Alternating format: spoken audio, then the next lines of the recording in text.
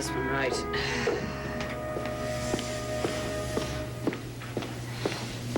Jack! Don't be standing there in the draft, man. Come on in. You sure Johnny's not around?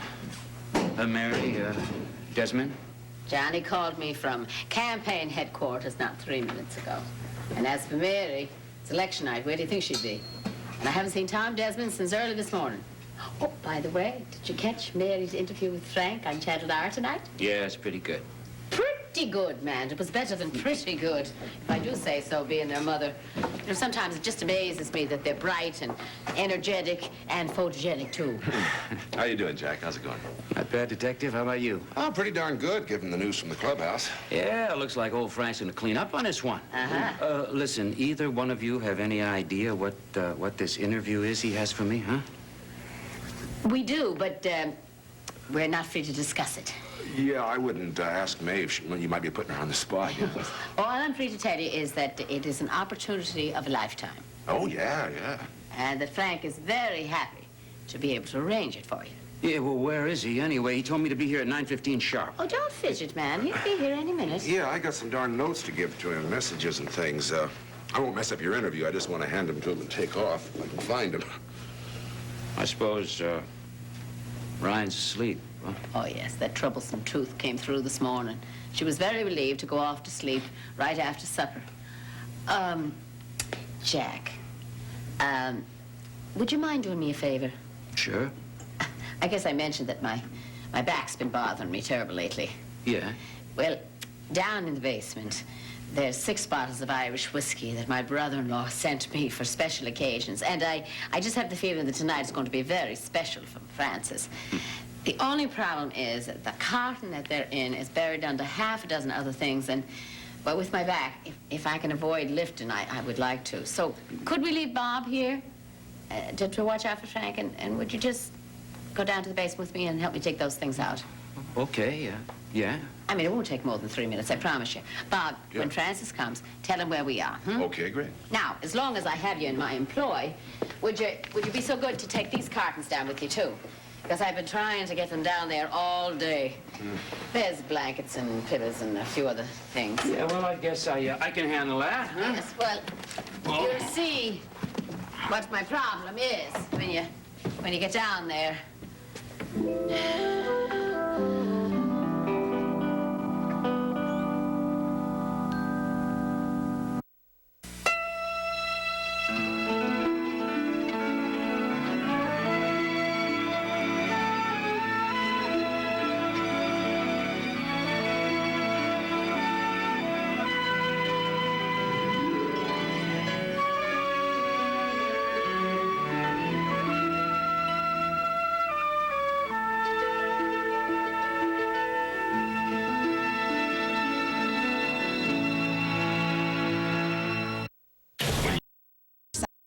Headache.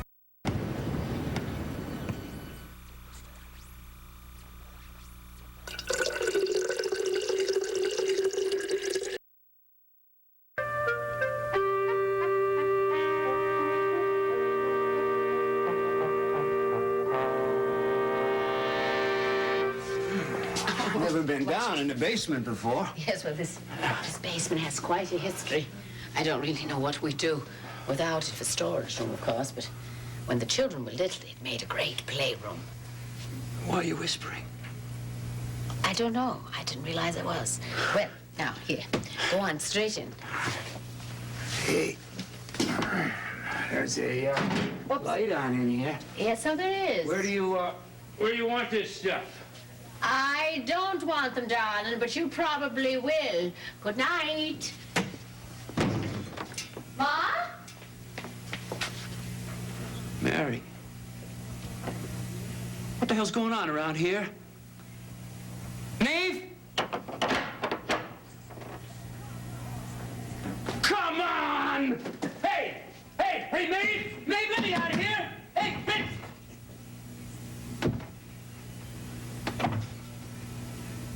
She locked us in. But anyway, it's like I was telling Dave Feldman, we know how to do it now. I mean, we had 2 primaries, 2 elections for the city council, plus all that work We did. For the congressional campaign last year. Well, we're on our way, man. Next year at this time... Oh, no, Don wants to skip all the preliminaries and run me for president right now. God, That's not a bad idea. I mean, give him a couple of years. How you doing, Big Bob? Well, I'd say everything's going pretty much according to plan. Well, how about that?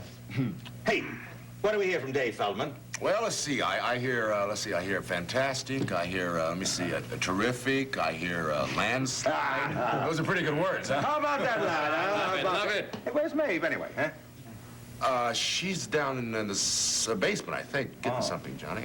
Oh, what do we hear from Mary? Anything? I mean, she should be here, huh? Ah, Mary? Mary's on some business for me. Well, they tell me that you outdid yourself tonight, Councilman Ryan.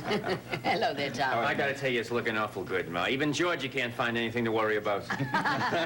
And I hear they had you answering some phones. Indeed they did, and I drove several elderly ladies to the polls, which was a great pleasure. Mrs. McFadden wanted to vote twice again in this year. How about that? Gentlemen, what'll it be? A beer, shot of booze, my best Irish, what'll... A beer, Doc, please. I gotta make some phone calls. All right, you got it. Thomas, my lad, what'll you have? It's gonna be a long evening, John. I think I'll get myself some coffee. I think I joined. Be my guest. Well, for the love of there's Mrs. Ellis. Mrs. Ellis! I haven't seen you in a coon's egg. How have you been? For better or worse, it's done. Good for you. Did they give you any trouble? None. They went like lambs to the slaughter. Oh, my. I wonder why I said that. The timing was really the only part that worried me. Yes, well, Mary came a little past 9, and I sent her right down to the basement to hunt up 6 bottles of Irish whiskey, which I had spent the entire afternoon burying in the back of the storage room. Jack arrived 2 seconds later. I sent him down on the exact same excuse, and I closed the door behind him. We kept Johnny at headquarters as long as we could. Well, as it turned out, that was quite long enough. Oh, Tom prayed that we did the right thing. Because if it doesn't work out, Mary may never speak to either of us again. She wouldn't. Well, she just did. But why? You're asking me. Listen, this your idea, some kind of joke? My idea? Mm-hmm. Are you out of your mind? I'm supposed to think it's a joke to be locked up with you in my family's basement? Get out of my way, Finelli. Mother, come back down here and let me out. Ma! Ma, can you hear me? It's Mary. Let me out.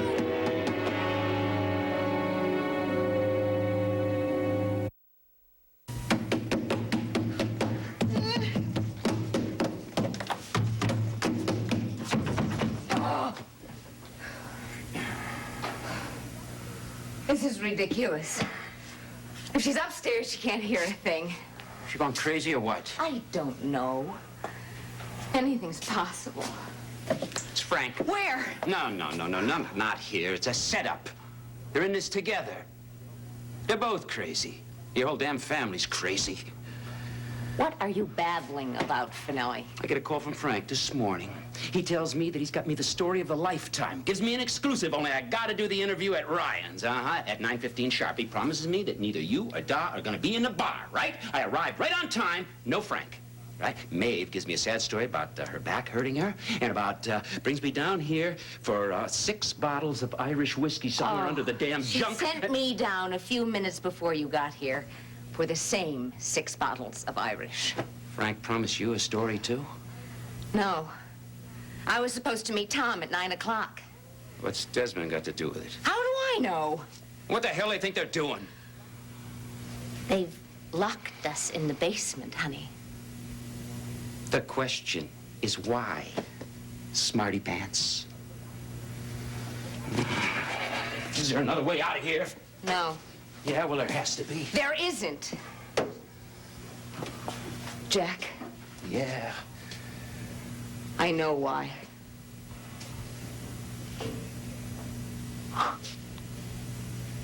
They're trying to get us together. What? They've decided we need to talk to one another. And if they lock us down here long enough, we'll work things out. Oh, you gotta be kidding. You... No, that's it. I know it. Look at this. Look at all this stuff.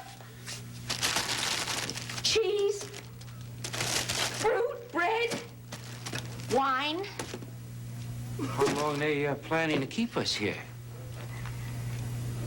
Days, weeks, who knows? Ah, that's impossible.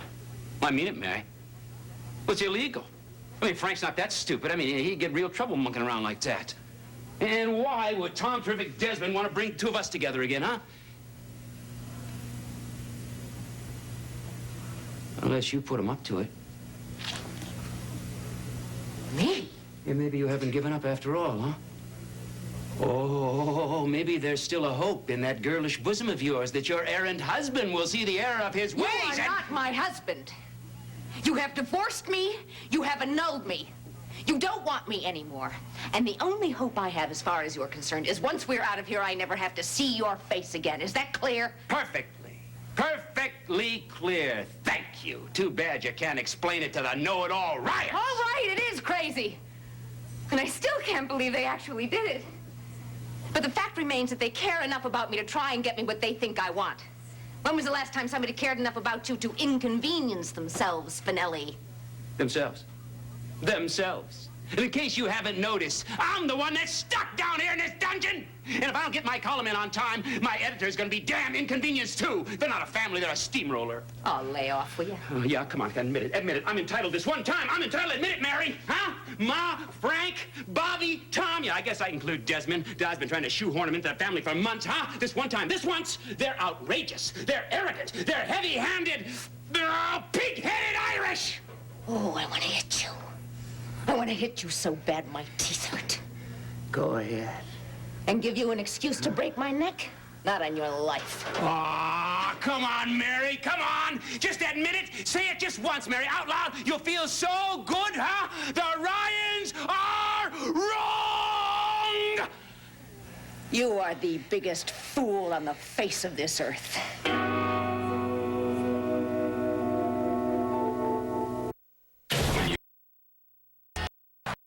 Dollars on your screen right now.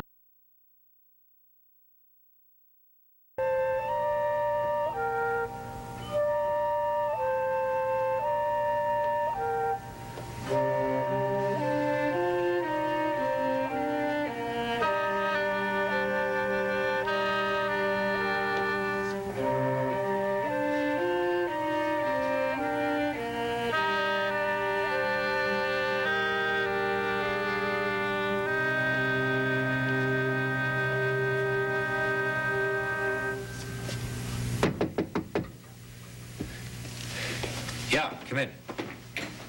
Hey, you wanted to see us? Yeah, please. Hi, Pat. Close the door. Gentlemen, sit down. Thank you. Don't mind if I do. How's Delia? Well, a couple of the tests have been reassuring. She's not so cooperative on some of the others. She's obsessed with the idea of going home, and Al can't get her to concentrate. Have you been able to spend much time with her? I get up there 2 or 3 times a day when I'm on duty. When I'm not, of course, it's easier. Yeah. Any idea when she'll be released? None. I'm just trying to take it one day at a time. An effort familiar to all of us, huh? I had the distinct impression that you had some business on your mind. Yeah, that's right. But before we get into this discussion, I'd like it to be as friend to friend rather than head of the department to chief resident to resident. Is that possible? We can try. Okay. A few minutes ago, I got some advance information about the administration's response to the board's demands. I mean, to the House Association's demands. Yeah.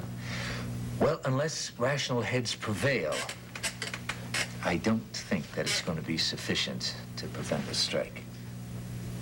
And I'm appealing to the two of you as the two most rational heads I know to understand that the administration has made an honest effort.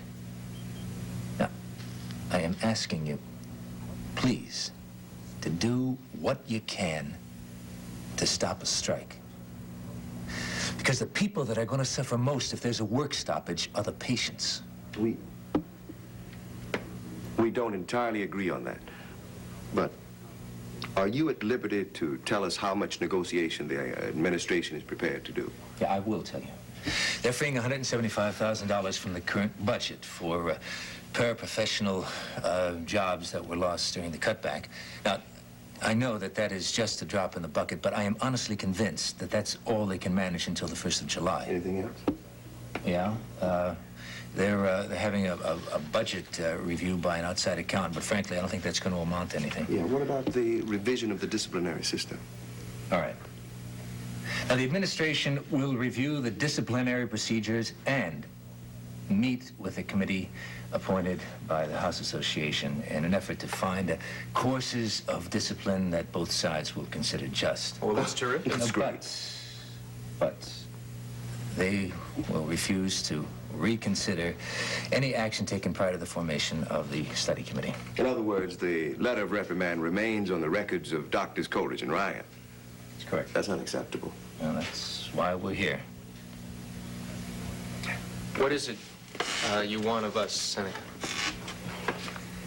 Some idea, some suggestion, any action other than a strike. What action other than a strike will get an adequate response from the administration? You tell us. We'll do it. Clem, as a physician, you cannot seriously consider withholding treatment of patients. I don't care what your grievance is. Seneca, our grievance is that the treatment those patients are receiving is already inadequate at best. And it's going to go from bad to worse until someone somewhere gets up enough money, funds, and finds an administration that's going to be sensitive enough to know what's going on down here in the ranks. And I, for one, personally don't believe that you, of all people, don't understand that. Look, one of the things I dislike most about the idea of a strike is that it's going to affect a lot of the personal relationships that we all depend on a lot around here. I think we should get this out of a personal basis. I think we'd all be better off if we kept it official. I think he's absolutely right. I would like to clarify one thing, though. Yeah, sure. I don't see how the administration can back down as far as my particular case is concerned. There's been too much public discussion about it, and the situation's complicated. As far as my future as a doctor is concerned, I think by the time the strike is over, and it is going to come to that, Seneca, my chances for getting a good appointment anywhere are just about zero. So I'm not doing this out of any hope of bailing out my career, but because I think that it's right, and because I think that I owe it to my patients and to Riverside Hospital. No, you have it. I have absolutely nothing to add to that. Yeah. All right, well, thank you for your time. Seneca, you know, outside of the horror and the nightmare of a strike, I know what this is going to mean to you personally, and I regret that, too, very much. Okay, Clem. Thanks. Okay.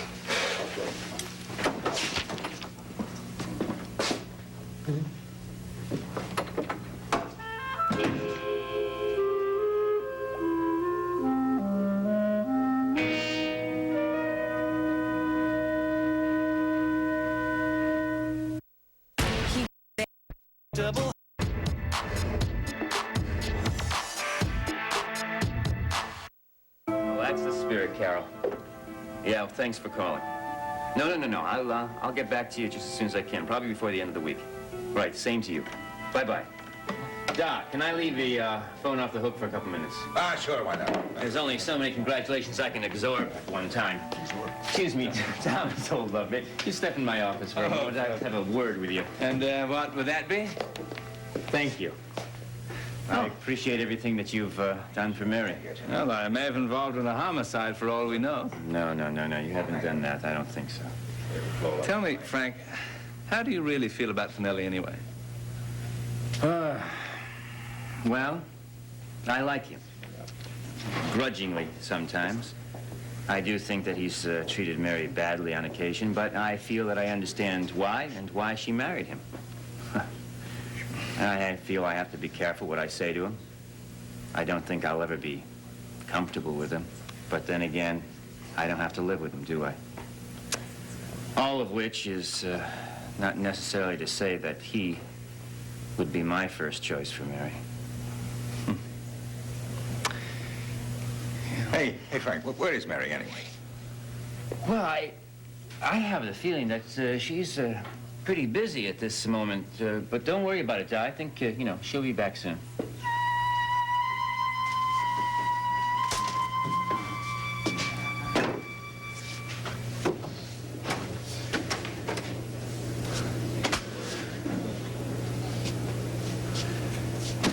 Pardon the intrusion, but would you happen to know whether or not your father keeps a crowbar down here? In the shop. Shop? You mean shop? Like in carpenter's tools? Very good, Fenelli. Yeah, where is it? On the other side of that door.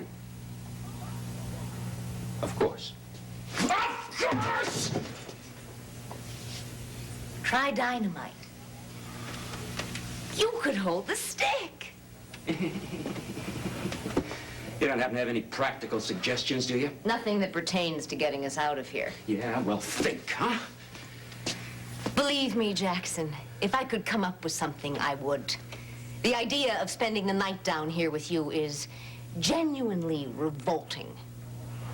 And they thought if we had an opportunity to talk, we'd get back together again. They overlooked the basic premise, which is that you didn't want me or Ryan in the first place. Not all the talk in the world can change that, can it?